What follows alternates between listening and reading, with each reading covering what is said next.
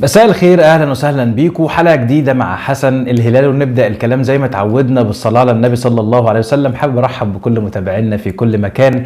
حضرتك بتشوفنا من خلال قناه تانية اللي خصصتها لاخبار الفنيه والترندات الاجتماعيه. ولو اول مره حضرتك تشوفنا من هذه النافذه، بدعوك ان انت تشارك في قناتنا المتواضعه، فعل زر التنبيهات علشان يوصلك كل جديد. ما تنسوش تعملوا لايك للحلقه دي لو عجبتكم، اعمل ديسلايك للحلقه لو ما عجبتكش. الاختلاف في الاراء لا يفسد للود قضية. وخلونا نتكلم على طول في التفاصيل.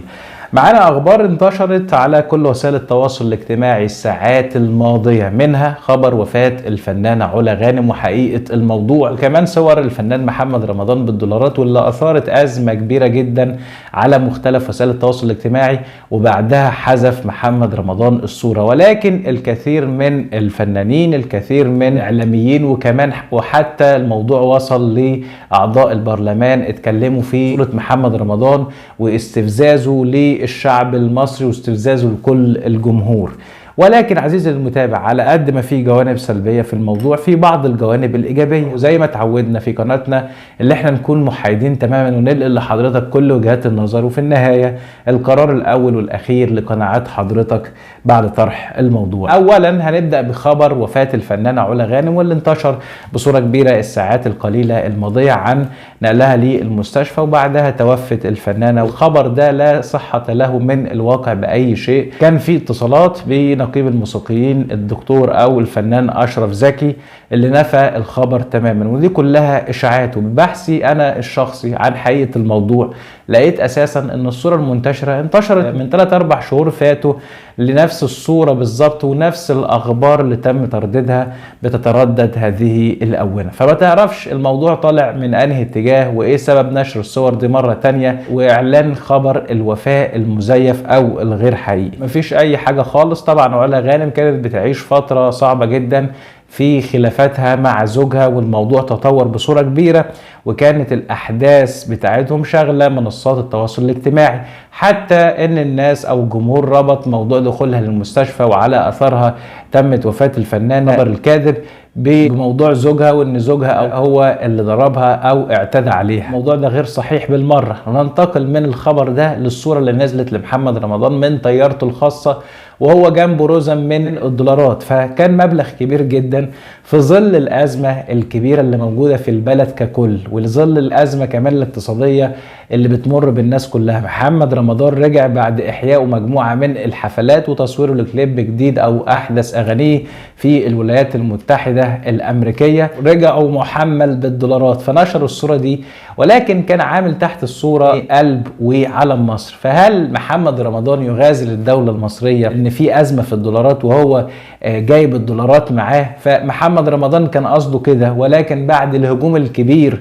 اللي حصل عليه في مختلف وسائل التواصل الاجتماعي وكلام الناس، اضطر ان محمد رمضان يحذف الصورة. والناس قالت ان محمد رمضان رجوعه في القرار ده ولأول مرة اعترافه بالغلط اللي بيعمله. محمد رمضان دايما حتى لما بيعمل حاجة مستفزة لأي حد ما بيمسحش الحاجة دي وبيتحمل نتائج القرارات بتاعته أو الأخطاء بتاعته في مواضيع كتيرة فاتت وأثارت الجدل. لكن المرة دي محمد رمضان هل تلقى اتصال مثلا اللي هو يمسح الصورة دي، ولا هو حس بالغلط؟ ودي طبعا حاجة غريبة على شخصية محمد رمضان. الموضوع ان تم تناوله بصورة كبيرة جدا، والصور دي يعني اتاخدت قبل ما محمد رمضان يمسحها، وناس كتير علقت على الموضوع ده، ومنها غضب الإعلامية لميس الحديدي. وطبعا انتوا عارفين لميس الحديدي زوجة الإعلامي عمرو أديب، وعمرو أديب عنده مشكلة كبيرة مع محمد رمضان شخصية، وكانت تصدرت المشهد خلافاتهم على القنوات وعلى السوشيال ميديا.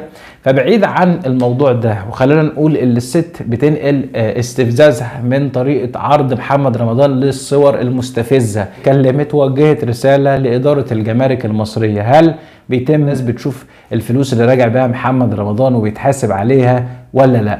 ولكن وحتى الفنان خالد سرحان اللي عامل طبعا صورة رياكت على الصورة بتاعت محمد رمضان وراكب تقريبا في ميكروباص ومعاه جنيهات فكة جنبه كنوع من الدعابة على انتشار الصور، بس الموضوع تخطى الحدود وراح كمان لأعضاء البرلمان، وفيهم مثلا النائبة أمال عبد الحميد كتبت ووجهت كلامها بالنسبة لصورة محمد رمضان. فقالت ايه بقى؟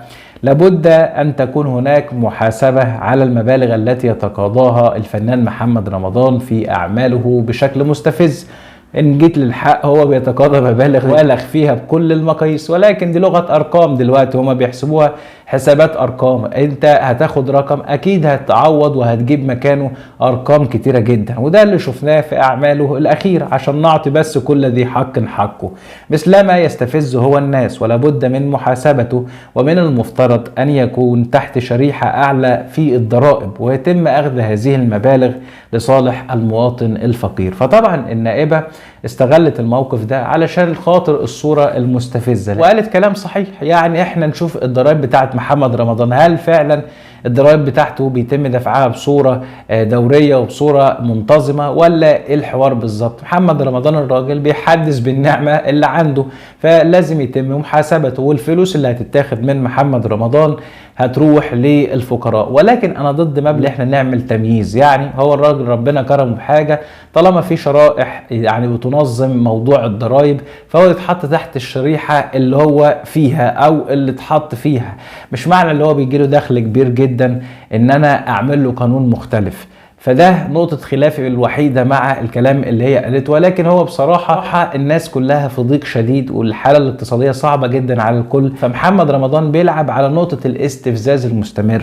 يعني هو عارف هو بيعمل ايه، والكلام ده قاله الاعلامي خير رمضان، وخير رمضان على مقاربه من اهله، ويعرف يحب محمد رمضان جدا، وحب يبرر الموقف على اساس انه بيشتغل على النوعية دي في عمل اسم محمد رمضان. وقال ان باستفزازه ده وصل لناس كتيرة جدا. ملك المغرب الملك محمد الخامس استقبل محمد رمضان وقال حاجات كتيرة جدا.